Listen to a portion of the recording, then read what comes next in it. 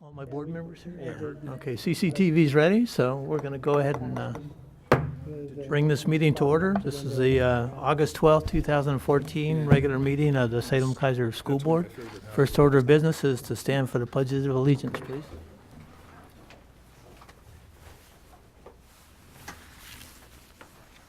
I pledge allegiance to the flag of the United States of America and to the republic for which it stands, one nation, under God, indivisible, with liberty and justice for all.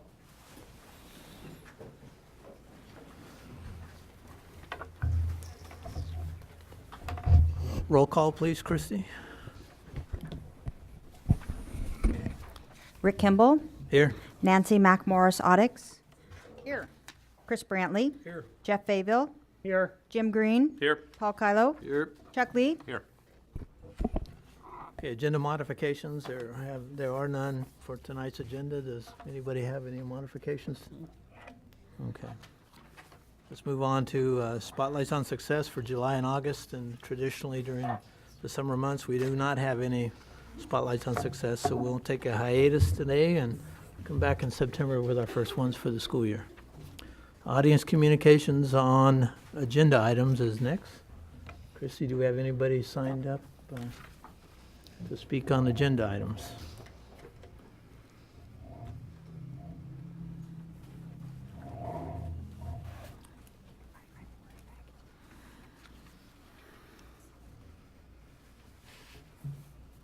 Okay, we have nobody signed up to speak on agenda items, so we'll move on to action items. One item this month, granting of a right-of-way and permanent easements on Chavez Elementary School from Chavez Elementary School to Marion County. Superintendent Perry? This is your second reading on this item. You heard it last month, and we have not received any board questions or public comment on this action. And Mike Wolf is here if you have specific questions about the action. Board members, first of all, since this is a second reading and action night, I'll take a motion first, and then we'll have some discussion and questions. I move we grant the right-of-way and permanent easements at Chavez Elementary School to Marion County as presented by administration. Second. Moved by Chuck, moved by Jim, seconded by Paul. Comments or discussion? I'll Chris. just say I drove by there the other day and looked at it. We're not losing anything. We're fine. Anybody else? Everybody's good? Okay. All right, we have a motion and a second to grant this easement. All in favor signify by saying aye. Aye. All opposed? All right, it's unanimous, Christie. Next, we have our adoption of the consent calendar. This is a spot in the agenda where we adopt several things at once. Tonight, we have only items under personnel actions, and I'll entertain a motion to does there any board members that need to pull an item, first of all, for further discussion? No? Okay. I entertain a motion to adopt the consent calendar. Moved by Jeff, Second. second by Jim. All in favor, say aye. Aye. Opposed? Okay, we've passed unanimously, Christie. All right, readings for this month, we have none, but you'll recall that during our board retreat this morning and work session, we had two first readings on changes on our board policies, governance policies, some minor changes under board governance section, and we'll bring those back in September for the second reading and action. Reports, we have one report this month on monitoring report for EL2, Emergency Superintendent Succession. Christy? All right, so in your board packet is executive limitation number 2, emergency superintendent succession. And while I had some conversation this morning about the level of detail and how we roll these out, I think this was one of the easy ones to report to you on. So I would ask if you have any questions, but I will tell you, as a new person coming in, that is one of the first things I attend to, is to be sure that there's a person or people to run the district in my absence, or if there was something needed for a longer period of time. And I'll tell you that the way it's structured with chief of staff and the assistant superintendents and the chief operations officer, we are well covered to run the district in my absence.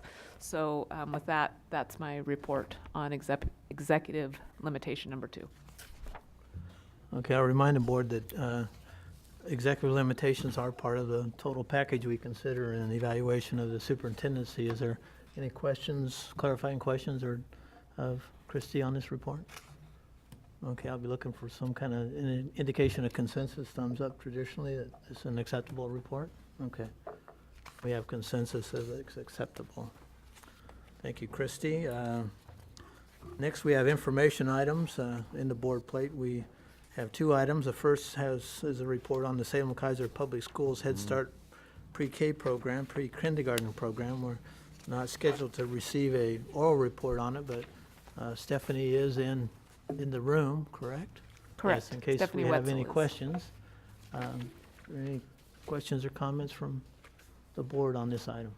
Chris? I just would like to hear from Stephanie if you've started to have any impact yet to what you're doing from the early childhood hub, early learning hub. I got to get the right term for it. Yes, Stephanie, come to the, thank you. Just tell us what you're hearing and what effect that's starting to have on you. Sure. Good afternoon. I think we are excited about the partnership with the Early Learning Hub.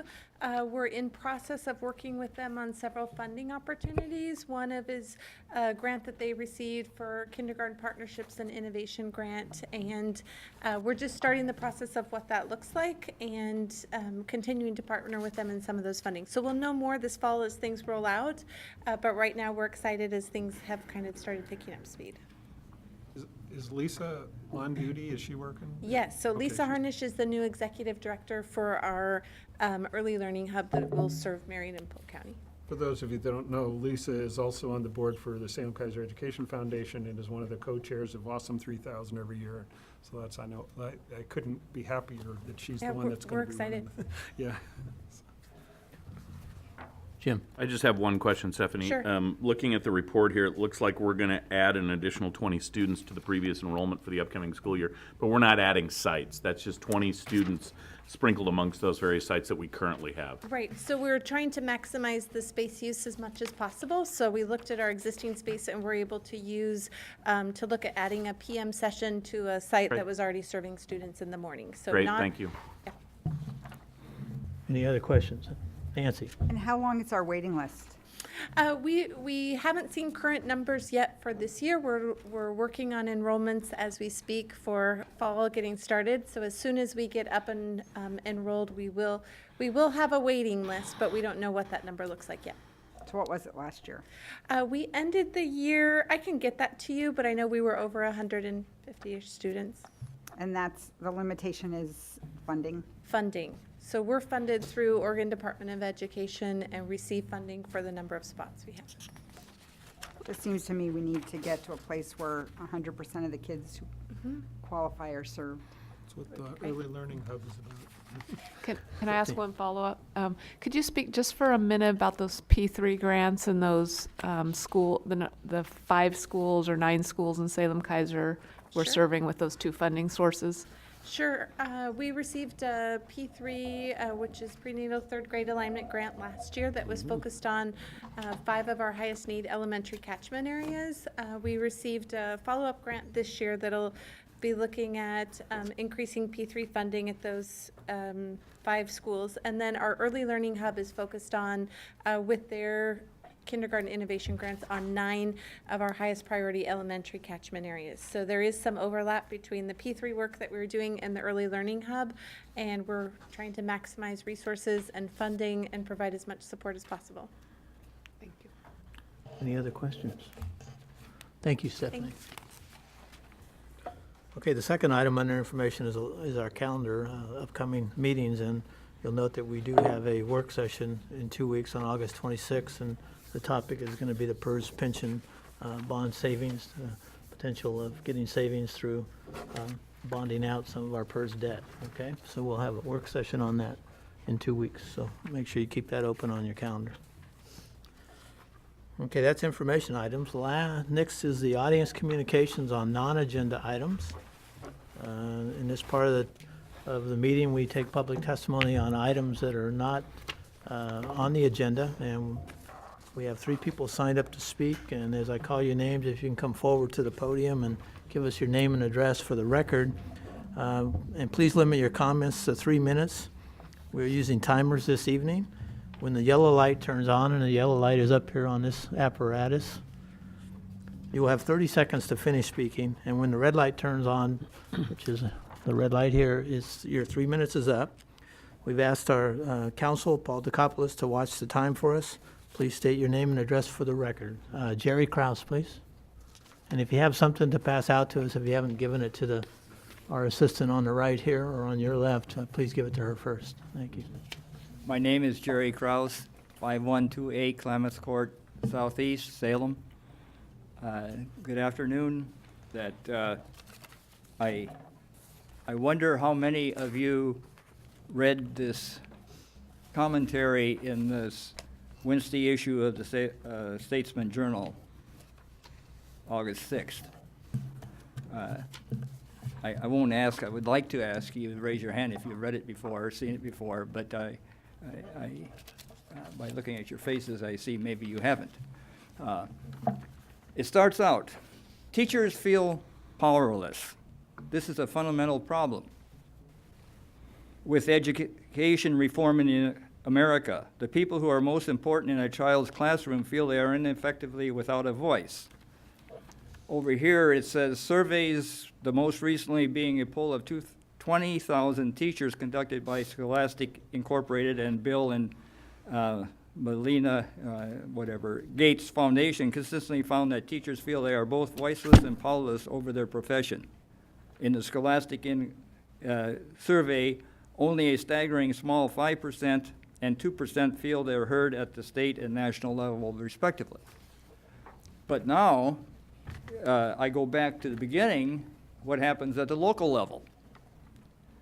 When new teachers are concerned about their performances in classrooms, going to an assigned mentor opens the possibility of being perceived as weak or flattering.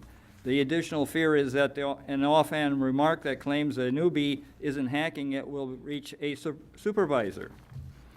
When a tenured teacher has concerns about another teacher or even about a superior, there's really no recourse. Even if this person is clearly incapable and everyone else in the building knows it, expressing apprehension will result only in emotional release or being labeled as a rat.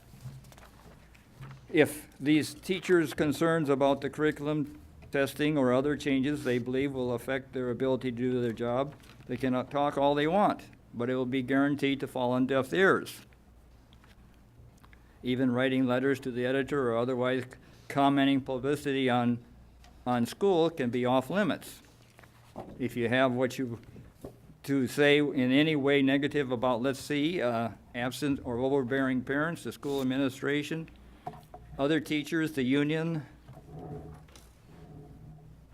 grades are inflated through parents and student demand and administrative pressure.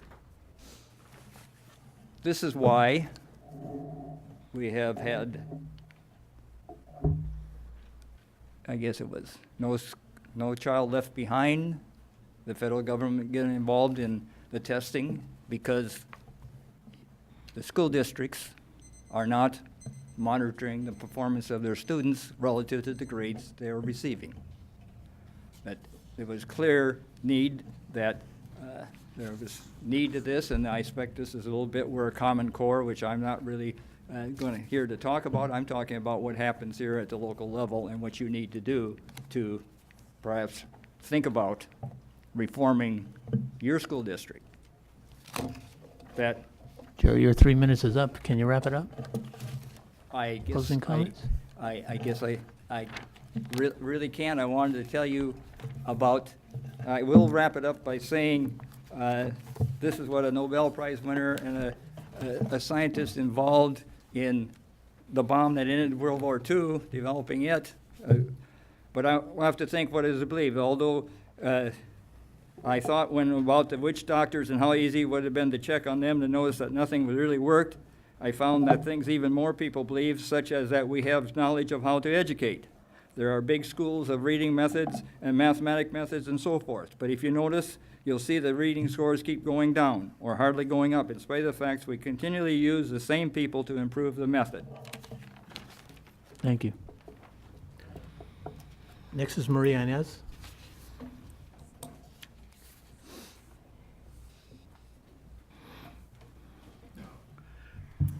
Mr. Chairman, I handed in written testimony today, and I'll pass on the oral because there's nobody here. People were expecting the meeting at 6 o'clock, and we didn't realize there was a change in time. Thank you. Okay, thank you, Maria. And Rosemary Scott.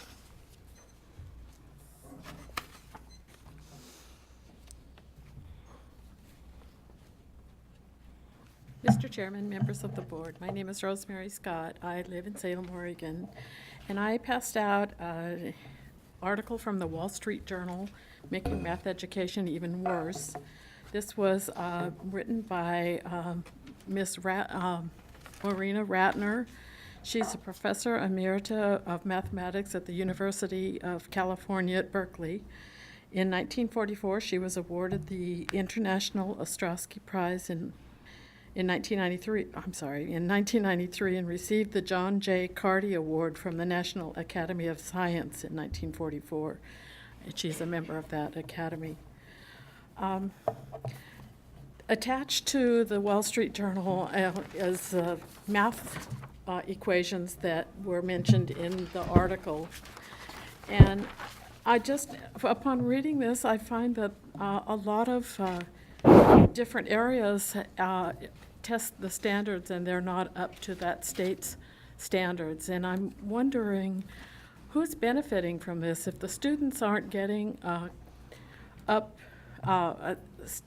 good mathematical skills according to Common Core standards. Who's benefiting? It's not the students. I'm sure it's not the teachers or the administrators, and I'm sure it's not the board. Common Core was an idea of the National Governors Association, and I understand that one of the members of that association benefits from the amount of the price of the testing, and I just don't think that it's worth putting our kids through this when they're not going to be able to compete in the national mathematical circles. Thank you for listening. Thank you, Rosemary. Okay, that's all we had signed up to testify. So we'll move on to the next agenda item, which is board reports on activities. This is the time in our meeting where you have a chance, board members, to talk about what you may have participated in the last month. Chris? This isn't participated, this was watched on TV about a week ago. The young lady from South Salem who's in their culinary arts program, who's on Chopped, she won last week. She's on tonight at 7:30. We all watch her and wish her well. Thanks, Chris. Anybody else? Okay. We'll move on then. We'll have superintendent's comments. Wait, Oh, Nancy. almost forgot. A number of us attended an event that was put up on by the Withnells very graciously to welcome Christy to our community. Very, very well attended, very positive event. Great to see the community rallying around her. She spoke very well of her entry into the district and about what she's noticing about how much this community cares about its kids, which was fun for me to hear as kind of a new perspective. And I also wanted to comment to the folks from Sodexo and thank them for their generosity in giving us great food when we sat in this boardroom all day, reviewing all the policies of the board. So I just really want to acknowledge you and appreciate that you provided that for us. Thank you. Chris? Nancy saying that just reminded me, we got to meet Dale, Christie's other half, and proactively apologized to him for what we were going to do to their family. So it was fun. That was the thing I got out of the thing at Withnells that I really enjoyed, is getting a chance to stand and talk to Dale for a while. We don't have any real plans to do anything to her family. You just meant that we're going to work her hard. Take Is that her, what you take meant? her away Okay, from, that's the term that I was. Just wanted to clarify. Okay, anybody else have any more thoughts? All right, superintendent, your closing comments.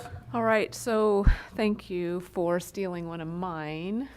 But I did want to say to Sodexo, who has, this time of year, I think is probably as hard in a different way as the start of school, because we begin this gear up for things. So they hosted the leadership team at the convention center this last week. They came here. They've been to the elementary principals meetings, the middle school principals meetings, and then they take the time to spend some time with me about the relationship with the district. So thank you, Dave and Nancy, and for always being so cheerful about it. So I didn't have a chance to thank you at leadership team, but I wanted to be sure you knew and the board knew how much we appreciate your support of the work that we do. And so also, since we don't have spotlights, I'm just going to spotlight people, right? Stephanie Wetzel, since you're here, one of the things I did want to talk about was we got a chance to meet with the Statesman Journal about early learning. And so Stephanie gets to be kind of the lone administrator with all the CEOs in the room. And she held her own quite well and was highly articulate about the early learning work that we do in the district. And because she really had that on the ground perspective of what we do for kids and families, it was pretty impressive. And the Statesman was quite impressed with Stephanie as well. So thanks for coming along on that journey with us about that. And the other thing I have spent a good deal of time with is Early Learning Hub. And if you didn't know, Early Learning Hub, Marion County has been told that Polk County will join them. So we're going through the process of unification of Polk County and Marion County into one Early Learning Hub. I am uniquely positioned to help facilitate that work because I was in the part of the work where we didn't come together. So having our district in both Marion and Polk County, this will be really powerful for our kids. And it's really the right decision, but it's going to take a little bit of time and attention. And then the other big thing that has been on my list is that how do I continue to listen while the workings of the district are continuing to ramp up? So I had a great meeting with the leaders in the district, about 135 were at the convention center, and woven into that was a chance for them to get to know me and to also do some listening. And then I'm also having listening sessions with principals. So some of those comments that we discussed this morning about climate and culture, I have a real direct way to get that information and to find those minor tweaks in our system that can help really be sure that we have the inputs across the board. So we'll roll that out with teachers and with our communication groups once school gets started, but this month it's about listening to those administrators. So I've picked up on a couple of small, like I said, tweaks in our system to help with climate and culture, primarily around communication. So know that listening and more listening is still high on my list of things to accomplish as we start all the operational things of the district. The Withnell event was amazing, and I'm so glad you got to meet Dale and to apologize to him up front. He knew what he was getting into. He's lived with me in a new job before, so he knows what he's getting into.